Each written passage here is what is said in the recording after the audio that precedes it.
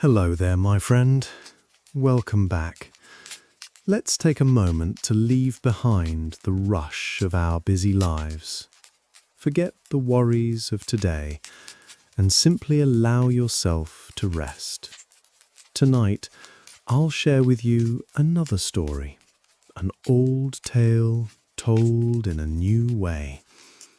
This time, it's not about the outlaw in green who steals from the rich to give to the poor. Instead, we will step into the boots of the man who hunted him. The Sheriff of Nottingham, often painted as the villain, will have his turn to speak. The Sheriff of Nottingham never thought of himself as cruel. He rose early each morning, his boots heavy on the stone floors of the castle, his mind already weighed with matters of law. The market stalls had to be safe, the roads cleared of thieves, the taxes collected so the king's soldiers could keep England secure. But then there was Robin Hood. To the villagers, Robin was a hero, a man in the shadows of Sherwood Forest who gave them bread when they were hungry and silver when their pockets were bare. To the sheriff, however, he was nothing less than a dangerous outlaw. If every man can steal from the crown and call it justice, then what order is left in this world? He often thought. Still, deep down, the sheriff envied the whispers he heard about Robin. Children giggled about him as though he were a fairy tale come to life. Men raised their mugs in the tavern when his name was sung. Women lit their eyes at tales of his bravery. The sheriff, meanwhile, was met with silence, with suspicion, with muttered curses when he passed. He was not loved, he was feared. One evening, as the sun bled its last light across the forest edge, the sheriff rode with his men. They had word that Robin and his band were nearby. The sheriff's heart beat with more than duty. It beat with a strange mix of frustration and longing. He wanted, perhaps more than anything, to prove that law could triumph over chaos. But as the hoofs thundered into Sherwood, the trees swallowed their sound, and a hush fell over the forest. The sheriff could feel it. Robin was near. And then a single arrow landed at his feet, its shaft quivering in the dirt. The sheriff looked up into the shadows between the trees. Somewhere, unseen, Robin Hood was watching. The arrow still trembled in the ground, its wooden shaft humming as if it carried a secret message. The sheriff's horse reared, snorting nervously, and his men drew their swords. "Stand ready," the sheriff barked, though his own voice was tighter than he wished. He scanned the trees, searching for a glimpse of green cloth, a flash of movement among the branches. But Sherwood was cleverer than any man. It wrapped its secrets in shadow, hiding Robin Hood as though the forest itself were his ally. One of the soldiers leaned toward him. "My lord, it could be a trap." The sheriff narrowed his eyes. Of course it was a trap. That was Robin's way. No open battle, only games, tricks, and vanishing acts. The outlaw never fought by the rules, and yet the people loved him for it. The sheriff clenched his jaw. He had grown up believing in order, in law, in the crown's justice. He had seen what happened when law collapsed. Villages burned, families torn apart, the strong taking from the weak. Order was protection, and yet Robin's defiance gnawed at him, not just because it broke the law, but because it made him question whether the law itself was enough. A second arrow flew, this one slicing the feather off the sheriff's hat before lodging into a tree behind him. His men cursed and raised their shields, but the sheriff only sat straighter in his saddle. "He wants me frightened," he thought, "but I will not give him that satisfaction." The forest grew quieter still, the birds having taken flight long ago. The sheriff's hand rested on the hilt of his sword. He could feel his men looking to him, waiting for an order. "Forward," he said. His voice carried more calm than he felt. "We ride deeper." The soldiers hesitated, but they obeyed. Hooves thundered against the soft earth, pushing into the maze of Sherwood. Branches brushed against armor, and shadows seemed to shift like faces in the dark. Then, just as the sheriff began to think Robin would vanish once again, a figure appeared at the edge of the path. Not Robin himself, but a boy, barefoot, carrying a basket of apples. His eyes were wide and his voice trembled as he said, "The outlaw waits for you, my lord, but he does not wait alone." The sheriff leaned forward in his saddle, trying to read the boy's face. Was this a warning or bait? The sheriff studied the boy carefully. His cheeks were smudged with dirt, his hands trembling, as though he wished to drop the basket and run. Yet his eyes flickered with something sharper than fear. "Where is he?" the sheriff asked. His voice was steady, though inside his chest his heart struck like a drum. The boy pointed deeper into the forest, where the path narrowed into a green tunnel of hanging branches, beyond the hollow tree. But he hesitated. "You should not go, my lord. He has many with him." The sheriff felt his men shift uneasily behind him. One muttered a curse. Another spat and said, "It's a trap, plain as daylight." Of course, it was. Robin Hood never played fair. Yet something in the boy's trembling voice stirred a small, unwelcome thought. Perhaps the outlaw did not need to lure them into ambush. Perhaps the people themselves would do it gladly, whispering his whereabouts, guiding him like a friend of the family. The sheriff dismounted slowly, boots crunching against the earth. He stepped closer to the boy, lowering his voice. "Do you know who I am?" The boy nodded. "You are the law." The words, simple as they were, stung more than he expected. Law, cold, distant, a thing of iron and punishment, not protector, not guardian, only law. He straightened, drawing his cloak around him. He said to the boy firmly, "Tell your master that the law does not bow to thieves." The boy said nothing. He simply placed the basket of apples on the ground, gave a small bow, and vanished into the undergrowth. The apples spilled, rolling into the dirt, round and red, like drops of blood in the shadows.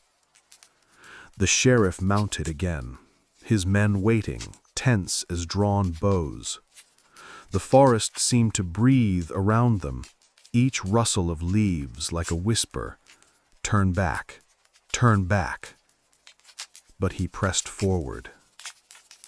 They reached the hollow tree, vast and ancient, its trunk twisted like a giant's fist.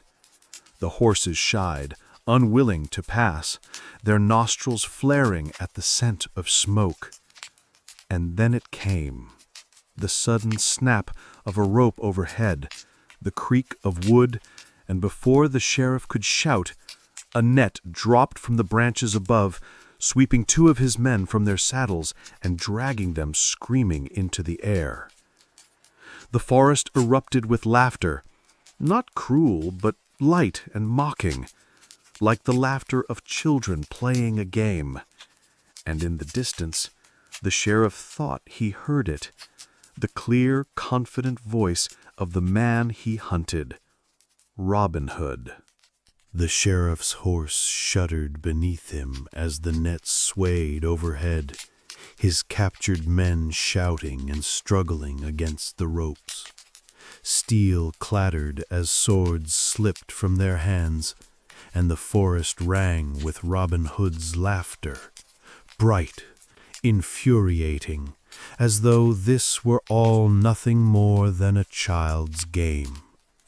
"Show yourself, coward," the sheriff bellowed, his voice echoing against the trees.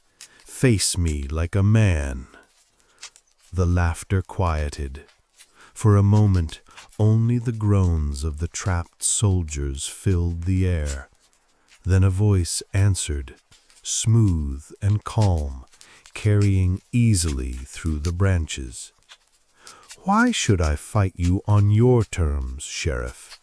You have the law. I have only wit, bow, and forest. Yet still, here you are, snared like a bird in your own hunt." The sheriff gritted his teeth. His men muttered, restless, their eyes darting between the shadows. He could feel their fear growing like a sickness in the ranks. "You speak of law," Robin's voice continued, "but what of justice? What of the hungry who starve while your lords feast?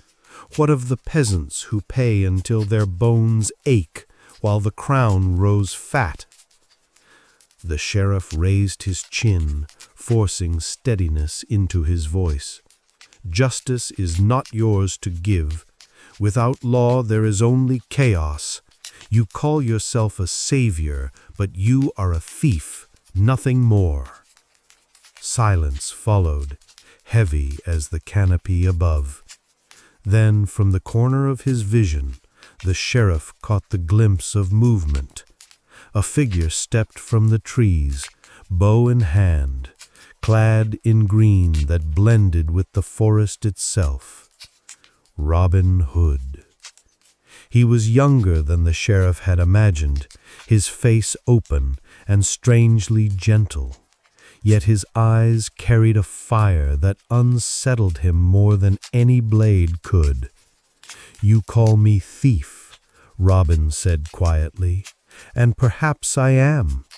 But tell me, Sheriff, when a starving child takes bread to live, is that theft or is that survival?" The sheriff felt his men shift uneasily behind him. One whispered a prayer, another spat on the ground. His heart pounded. He wanted to answer, to strike back with words as sharp as Robin's arrows, but the question lingered in the air, heavy and dangerous like the arrow still knocked against Robin's bowstring. And for the first time, the sheriff wondered not whether he could catch the outlaw, but whether, deep down, he feared the man might be right. The sheriff's jaw tightened as he stared at the man before him. Robin Hood's bow was drawn, not fully, but enough to remind everyone where the power lay in this moment. Around them, shadows shifted, more men emerging from the forest. Faces half hidden under hoods, some grinning, others stern.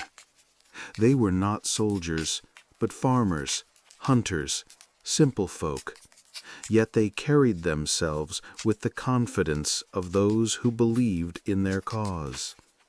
The sheriff's men gripped their swords tighter.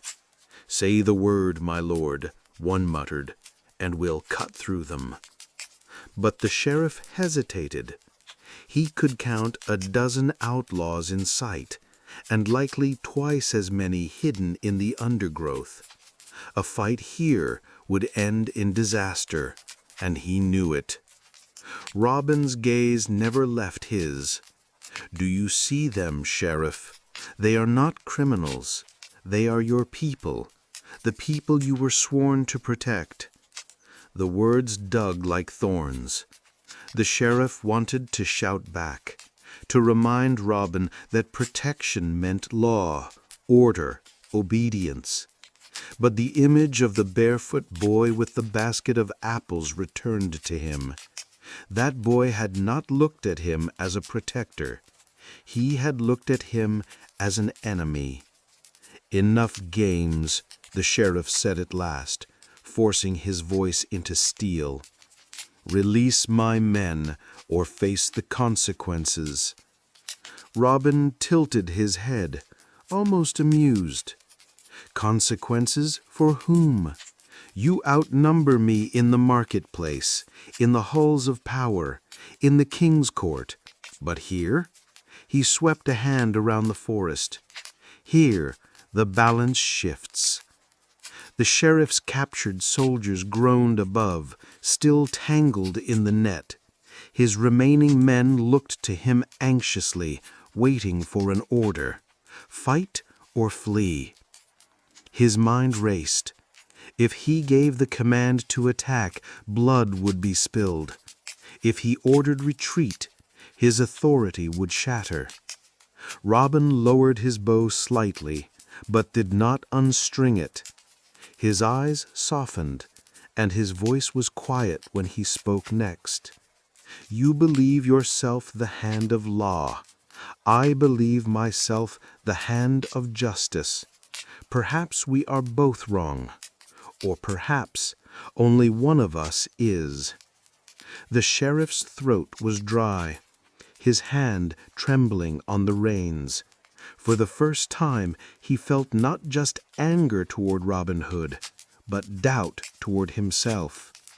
And just as he opened his mouth to speak, a horn sounded in the distance, sharp and urgent, echoing through Sherwood. Both men froze. It was not Robin's horn. The horn's echo rolled through Sherwood like thunder, deep, commanding, nothing like the light-hearted signal of Robin's band. The sheriff felt the hairs rise on the back of his neck. His men shifted uneasily, blades half raised, eyes darting toward him for guidance. Robin's outlaws glanced at one another, frowns breaking their usual cheer. Even Robin himself lowered his bow fully, listening. For the first time, uncertainty flickered across his face. The sheriff seized on it. "Not your horn, then." His voice was edged, but inside he was no less unsettled. Robin shook his head slowly. "No." Another blast rang out, closer this time, sharper. Birds burst from the trees, scattering into the gray sky. The sheriff recognized it now. It was the royal call, the one carried by the king's messengers and his highest officers. His chest tightened. "The king's men," he muttered. Robin's eyes narrowed. "Impossible. The king is far from Nottingham. He leaves us to scrap like dogs while his coffers swell." But before he could speak further, the underbrush cracked with the sound of marching feet. A line of soldiers emerged from the trees, armored, disciplined, carrying banners stamped with the crest of the crown. More soldiers followed, and more still, until the forest path seemed to bristle with steel. The sheriff's own men exhaled in relief, their shoulders loosening. "Reinforcements," one cried. "We're saved." Yet the sheriff's stomach knotted. He had not sent for aid. And the presence of so many troops here in Sherwood smelled of something larger than chance. Robin's voice cut through the murmurs. "Strange, Sheriff. Your law arrives just as your grip weakens. Tell me, did you call them, or are you as surprised as I am?" The sheriff said nothing. He could not answer, for he did not know himself. The commander at the head of the soldiers raised his hand, signaling silence. His eyes swept the scene. The sheriff, tense upon his horse, Robin Hood unbowed among his people, the captives struggling in the net above. Then the commander spoke, his voice cold and formal. "By order of the crown, both the outlaw Robin of Locksley and the Sheriff of Nottingham are summoned. The king demands your presence." The forest fell into stunned quiet. Even the wind seemed to hold its breath. The sheriff's heart pounded. Summoned? Together? Robin's eyes met his, green fire burning with suspicion. For once, neither of them was in control. The sheriff could hardly believe the words he had just heard. He, the king's appointed guardian of Nottingham, being summoned in the same breath as an outlaw. His men looked at him in confusion, waiting for his anger to flare, for him to deny such an insult. But his anger froze in his chest, because the commander's expression was not one that invited debate. It was an order, sharp as a blade, and it carried the full weight of the crown. Robin's outlaws muttered uneasily, some stepping back, others tightening their grip on bows and spears. Robin himself stood tall, shoulders squared, his gaze never leaving the commander. "So the king remembers Sherwood," he said, voice steady. "Strange, after so many years of silence." The sheriff forced himself to speak, his throat dry. "What is the meaning of this? I serve the law, I serve the king, and now you place me beside this criminal?" The commander did not blink. "The king will decide who serves him truly.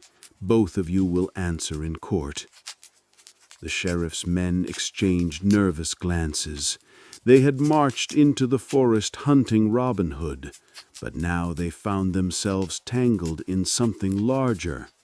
Some looked relieved, as though their burdens were lifted to higher hands. Others looked uneasy, as if sensing that justice in the king's court was rarely about truth, but about politics. Robin gave a low laugh. "So, Sheriff, it seems we share a carriage to the gallows, or perhaps to the throne room. Which would you prefer?" The sheriff glared at him, though beneath the anger a strange hollowness settled in his chest. He had spent years painting Robin Hood as the enemy of order, the source of chaos. Yet now the crown itself threatened to place them side by side, as though their struggle was nothing more than entertainment for a distant monarch. The commander raised his hand again. "Lay down your weapons, all of you, by the king's order." The sheriff's men obeyed quickly, dropping their swords with clatters of steel. But Robin's band hesitated, eyes flicking toward him for guidance. The sheriff held his breath, knowing that if Robin ordered resistance, Sherwood would be soaked in blood. Robin's bow remained at his side. He studied the soldiers, the sheriff, the forest itself, as though weighing more than just the moment. Then, slowly, he lowered his weapon to the earth. The sheriff exhaled, part relief, part dread, for in that gesture he realized something chilling. Robin Hood was not yielding to the king. He was choosing his battleground. The march back toward Nottingham was unlike any the sheriff had ever endured. His own men walked disarmed, their swords taken, their pride bruised. Robin's outlaws shuffled nearby, glancing around like caged wolves, unused to the feel of shackles on their wrists. And at the center of it all rode the sheriff and Robin, side by side, both under the watchful eye of the king's soldiers. The sheriff kept his gaze fixed ahead, refusing to meet Robin's eyes. But silence was heavy between them, and finally Robin broke it. "Strange, isn't it?" His voice was low, carrying only to the sheriff. "We have fought each other for years, and now we march as equals, bound by the same chains of power." The sheriff clenched his jaw. "Do not mistake this for equality, outlaw. You will hang, and I will return to my post." Robin chuckled softly. "Perhaps, or perhaps the king sees more in me than you wish. He has use for law, yes, but also for legend." The words unsettled the sheriff. Legend. That was what made Robin dangerous. Not just his arrows or his tricks, but the way the people whispered his name as though it were a prayer. A man could be killed. A legend could not. They passed through villages on their way. Peasants paused in their work to watch, their faces etched with suspicion and wonder. Some spat at the sheriff as he rode past. Others offered shy nods toward Robin, as though even in chains he was their champion. The sheriff felt each look like a knife. He wanted to shout at them, to remind them that law kept them safe, that without order they would be at the mercy of raiders and chaos. But no words came. Their eyes told him they had already chosen whom they believed. As twilight bled across the sky, the towers of Nottingham rose ahead, black against the fading sun. The sheriff felt a chill settle in his bones. He had always thought of the castle as his stronghold, the heart of his authority. But tonight it loomed like a judgment hall, its windows glowing with the light of torches, ready to consume both outlaw and lawman alike. Robin glanced at him, a faint smile tugging at his lips. "Tell me, Sheriff," he murmured, "when the king calls us both to answer, will you cling to your law, or will you cling to survival?" The sheriff said nothing. For the first time, he wasn't sure he knew the difference. The great hall of Nottingham Castle smelled of smoke and iron. Torches lined the stone walls, their flames flickering as if eager to witness what would unfold. At the far end stood the dais, where the king's envoy awaited, draped in crimson robes. His eyes were sharp, his posture stiff, and his silence weighed heavier than chains. The sheriff walked stiffly, his boots echoing against the cold floor. For years he had entered this hall with authority, his word carrying weight, his presence unquestioned. But tonight he felt stripped bare, no more secure than the outlaw walking beside him. Robin Hood strode calmly, his shackles rattling softly with each step. If he felt fear, he did not show it. His eyes scanned the hall, lingering on the nobles gathered in the shadows, merchants, lords, and even priests, all whispering among themselves. To them, this was not law or justice, it was spectacle. The sheriff's fists clenched. The envoy raised a hand, and the hall fell silent. His voice rang clear. By command of His Majesty, both Robert of Locksley, known as Robin Hood, and the Sheriff of Nottingham stand accused. The charge, failure to serve the crown. A ripple of murmurs surged through the hall. The sheriff's heart lurched. Failure to serve? He had given everything, his loyalty, his strength, his name, to uphold the king's law. And now he stood accused like a traitor? Robin tilted his head, almost amused. So, the crown finds fault with both thief and lawman alike. Tell me, noble envoy, does the king wish Sherwood's trees to bow as well?